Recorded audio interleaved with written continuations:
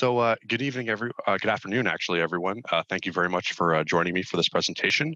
My name is Dane Vanderkoi. I'm currently an MSCM student, Master's in Science Management student at Ryerson University as part of the Ted Rogers School of Management. I am also a graduate researcher at the Ryerson Cybersecurity Research Lab. Today, I'll be presenting a talk titled Investigating the Impact of Privacy Paradox for Emerging and Post-Emerging Devices on End User Adoption, working towards a comparative study. Now, this is a short study that's part of a larger work in progress that's actually part of my master's thesis under the supervision of Dr. Adi Mashatan, who is also a co-author, as well as some assistance from another co-author, Dr. Oscar Turetken. And so let's get started. Now, just a quick introduction and background. So as we see here, digital privacy is becoming increasingly important.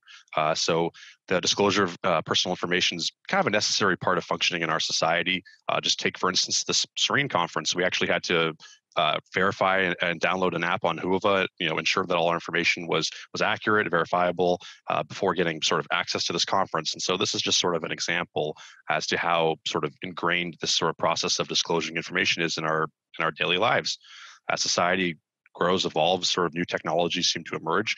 And along with it, so do potential opportunities for personal information disclosure. We have to disclose information to get our banking services, for instance. But however, as these new technologies emerge, so too do new potential opportunities for privacy and security risks. Now, moving on, we can see the rise of sort of IoT technology. In particular, this research is focusing on a group of IoT technologies, also known as the Internet of Things.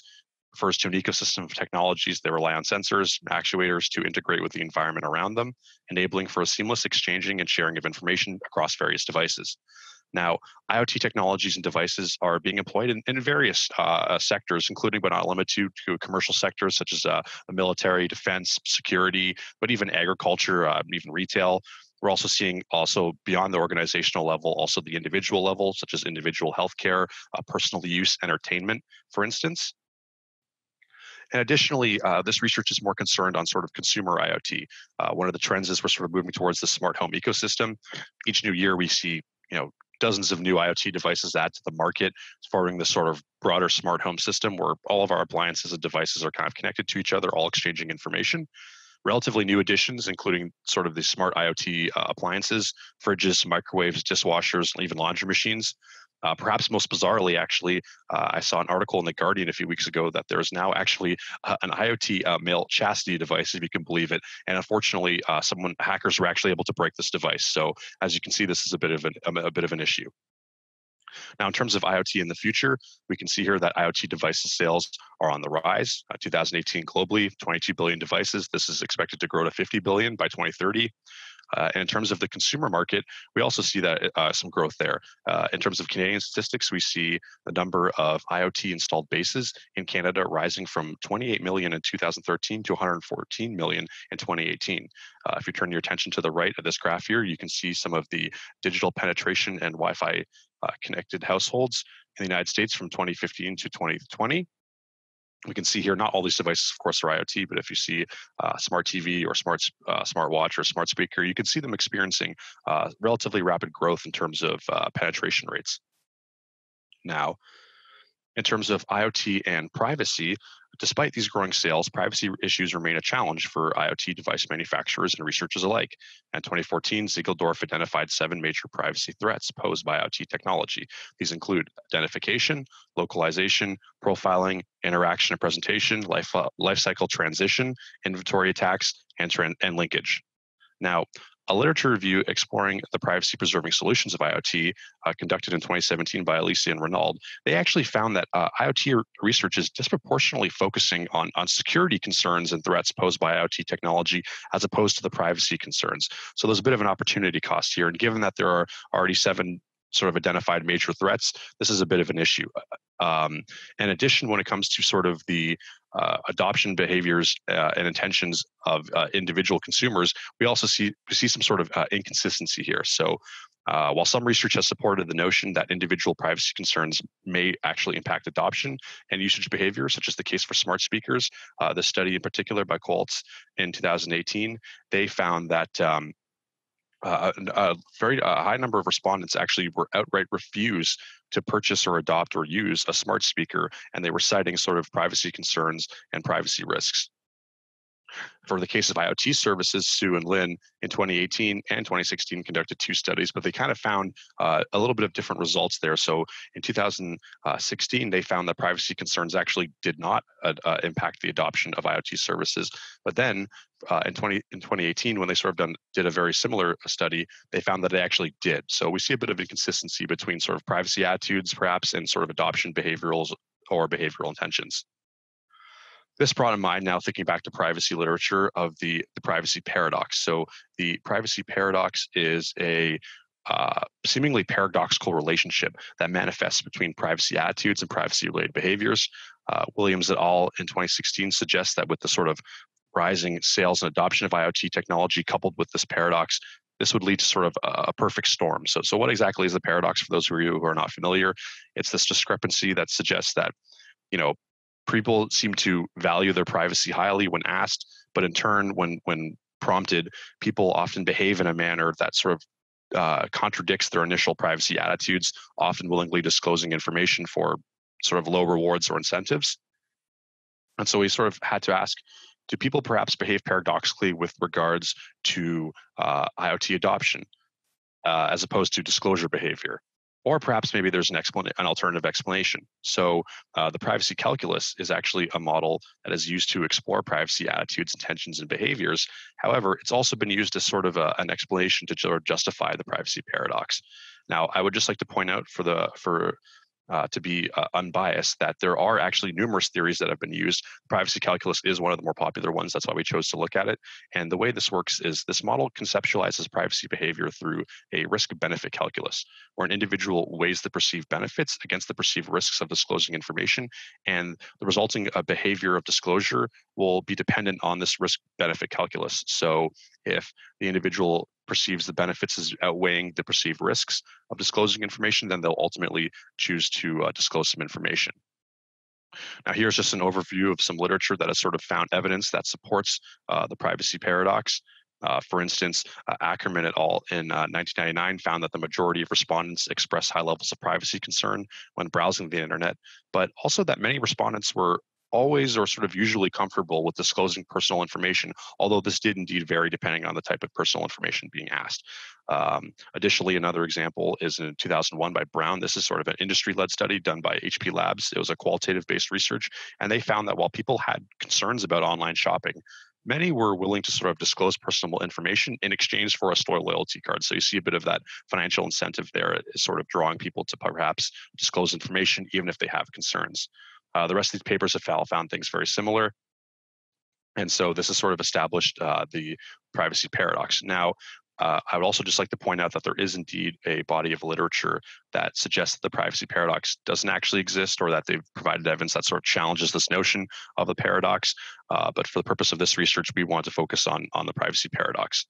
Now, something else that may possibly be explaining these discrepancies is this sort of perception of emergence, or perhaps familiarity. So while the privacy paradox and privacy calculus have been explored in the context of IoT adoption, very recently at the Higgs conference earlier this year, Paul et al., they did a study exploring through the lens of the privacy paradox and privacy calculus into exploring IoT adoption for wearable IoT devices. And thinking back to that study with the smart speakers, we thought this was kind of interesting because some people reported, as I mentioned, not actually intending to purchase and adopt and use a smart speaker simply because they had privacy concerns or security concerns. Yet, if you look at the penetration rates and adoption rates of, say, smartphones, odds are that many of these people actually would own and use a smartphone, despite the fact that they're sort of citing these privacy concerns for smart speakers. This is kind of bizarre to us. This stood out as we would actually argue that perhaps a smartphone is more invasive in terms of privacy and security as well. And so we thought perhaps a perception of maybe familiarity, or the sort of perception of emergence. You see in the literature, a lot of people will refer to sort of newer technologies as being emergent. And we wanted to look into this a little bit more. And with regards to familiarity, this is a relatively easy concept, but the concept of emerging technology is actually a bit more complex. And so I'll just spend a quick moment discussing that. So moving on to now the concept of an emerging technology. What does this actually mean? So the concept of emerging technology is rising in mentioning frequency within published academic papers based on bibliometric data obtained from Scopus, as you can see here.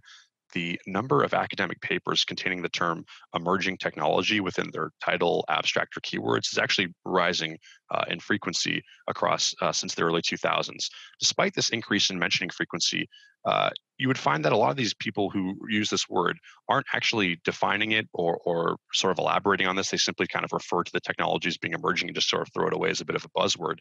And so proper conceptualizations and definitions remain obscure within literature. That is until 2015. Rotolo et al., they worked towards conceptualizing and developing a definition of what it means to be an emerging technology based on these 5 characteristics: radical novelty, relatively rapid growth, coherence, prominent impact, and uncertainty and ambiguity. And so what did we do with this? Well, moving on to our methodology, we wanted to conduct a short study to see how people would sort of perceive various IoT end user devices in terms of their relative emergence based on these characteristics. So we took 4 of these 5 characteristics. We actually dropped the relatively rapid growth because that's something that you can actually, of course, validate empirically. You can look at adoption rates or sales rates or penetration rates and compare the relatively rapid growth across various devices. These other 4 characteristics, coherence, prominent impact, radical novelty, and ambiguity and uncertainty, we actually split those 2 into their own separate characteristics. And we wanted to see how people would sort of rank these overall in terms of these various devices. So what we did was we conducted a short quantitative survey. We built it in Qualtrics and recruited participants via the Ryerson SONA system. The system provides up to a 2% bonus for credit for a grade in exchange for having people participate in these surveys. So participants were instructed to sort of pick, group, and rank 4 out of 8 end user devices based on these characteristics of emerging technology. So and take the case of prominent impact, they were instructed to simply pick the top 2 devices that they thought would have the most prominent impact in their life, and then also then select the bottom 2 devices that they thought would have the least prominent impact. And so we did this for all these characteristics, and then we're able to sort of aggregate them to form this overall perception of emergence. The idea was to sort of have a spectrum by which we would have people perceive these devices. You know, some devices would be perceived more as emerging, some would be perceived as less emerging or perhaps post-emerging, and then some devices would be somewhere in between. Now, in terms of the results, this is very interesting. So this is still a work in progress, and so the analysis is still ongoing. But based on a simple, rough aggregate rank analysis, smartphones and smart speakers were perceived as being the most emergent overall, while the smart fridge and the smart lights, on the other hand, were perceived as being the least emerging overall. Now, for the smart lights, the smart fridge, smart speaker, this may make sense. If you think about a smart light, it isn't particularly novel. Other than the IoT technology, it's still just a light that you can use with your phone instead of having to use your hands. If you think of its impact in your life, it's not particularly impactful. It's not going to really necessarily change your life. In terms of coherence, yeah, it may be coherent in the sense that it may work well with a broader IoT ecosystem. In terms of uncertainty and ambiguity, again, it's a light. It isn't anything particularly uncertain or ambiguous. But then what was actually most interesting was the smartphones. They were perceived as being the most emerging, which came as a huge surprise to us, as we sort of had suspected that people would have perceived them as being much less emergent. If you think about it, they've been around for so long, they've diffused, they've achieved widespread adoption and high levels of penetration. And so we didn't think that they would be perceived as being particularly novel, seeing as how they've been around for so long. I mean, if anyone here saw the latest iPhone release that they're planning, it isn't including a charger. So I would argue that that's actually the opposite of novelty, certainly not radically novel. In terms of prominent impact, I could see that argument being made that they were perhaps more impactful, early on when they came out. But now it's been to the point where they've been around for so long, I don't really see it. In terms of coherence, again, I can see it as being working well with other systems. But then in terms of uncertainty and ambiguity, again, it's been around so long. We found it very surprising that people sort of perceived as being pretty high in terms of uncertainty and ambiguity. Additionally, something else that's interesting that we found out was that we actually asked respondents about if they were familiar with the concept of an emerging not emerging technology, of IoT technology. And about 36% of respondents indicated that they were unfamiliar with IoT technology. In fact, every participant, with the exception of 4 out of 97, owned at least one IoT device. So about a third of our respondents were not familiar with technology, despite owning numerous. Some of people owning numerous devices, as you see here on this graph. This is the distribution of the number of IoT devices owned. Most people actually own more than 2 devices. The average is between 4 and 5 for the average participant, but we see some people here are owning in excess of 10, 11, 12 devices, which is very interesting. Now, in terms of this chart here, we see that this was sort of the results of the individual characteristics ranking in terms of the highest rank order. So for most prominent impact, most radically novel, most coherent, most uncertain, and most ambiguous in the order of that people had ranked them in.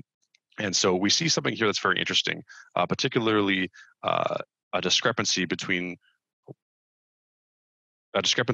similar to sort of the privacy paradox may be manifesting.